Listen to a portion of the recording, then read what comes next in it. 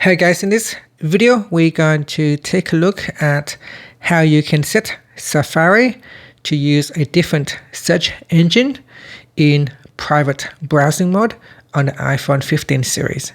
First, let's go back to the home screen by swiping up at the bottom of the screen. Now from the home screen, tap on Settings. Then in the Settings page, we go down and then in here tap on Safari. Next, tap on Private Search Engine in Search. Now make sure also use in private browsing is switch off.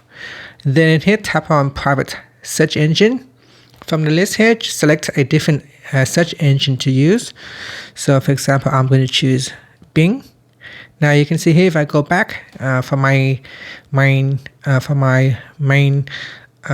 browsing, it will use Google, but when I go into private mode, it will use Bing as a default search engine in here. So we got no more screen in private mode here. So it is in private mode, and then I tap on Go. Now it will use Bing. If I get out of private mode, it will use Google search engine. And that's it. Thank you for watching this video. Please like and subscribe to my channel for more videos.